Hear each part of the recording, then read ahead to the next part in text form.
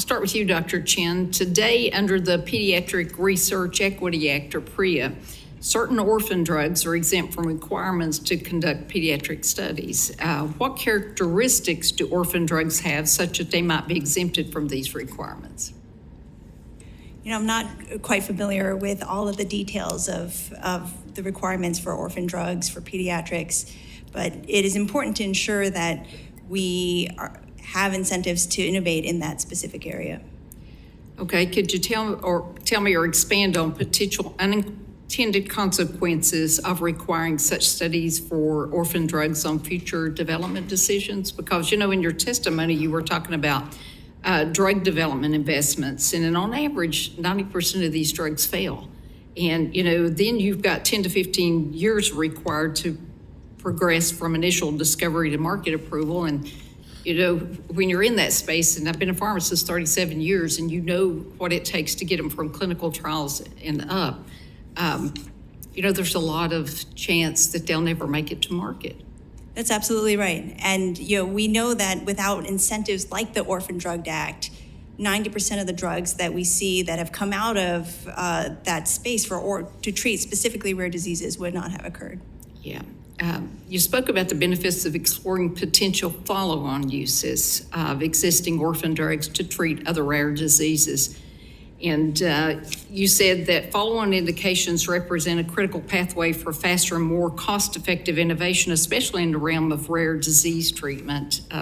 However, the overly narrow construct of the Inflammation Reduction Act's orphan drug exemption could significantly discourage future research programs in rare disease, and the Orphan Cures Act would correct this by allowing medicines that treat one or more rare diseases, and only rare diseases, to remain exempt from Medicare drug pricing negotiations. So my question is, do you believe this solution would reduce the burden on innovators to pursue research and development for the millions of rare disease patients without treatments? Yeah, it's precisely because follow-on indications represent a cost-effective way to do R&D and explore in this space that's very important. I think it's important to note that, as we've heard today, that only 500 of the rare diseases have a cure, and some of these are very low prevalence populations. And because of that, the incentives for innovating in that space is particularly low. Some of these rare or ultra rare diseases may have 50 patients, and a very low number of people. And the bottom line is if you're wanting to invest in these companies, you have to have an incentive to do that. It has to be profitable. And how many times have we used drugs off-label?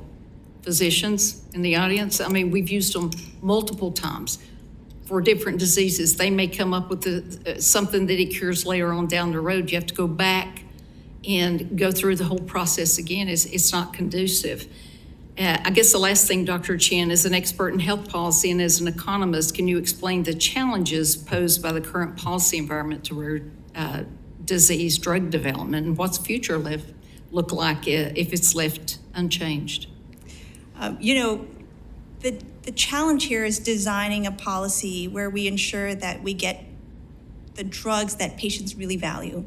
And we want to create incentives for manufacturers to innovate for those high-value drugs. And in particular for the rare disease space, we know patients really value those treatments. And we should take into account not just the clinical benefit of those drugs, but also the patient preferences for those drugs. Yeah, it may not have stopped innovation, but it certainly has stifled it.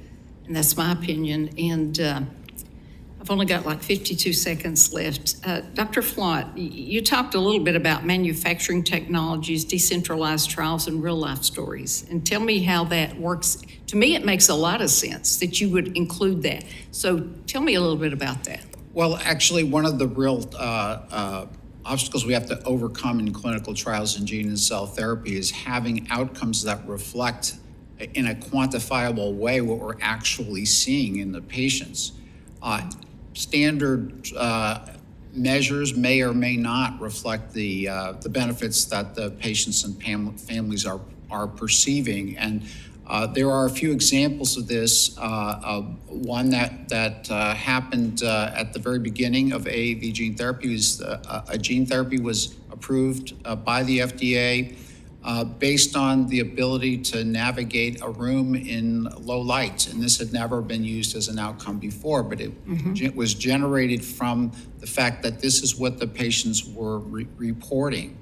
And it was what they said was of value to them. So those kinds of outcomes, we need to be flexible about those and not rigid about what will define benefit in each case. I totally agree. And I know I'm over time, so with that, I'll yield back. Gentlelady yields back in the chair.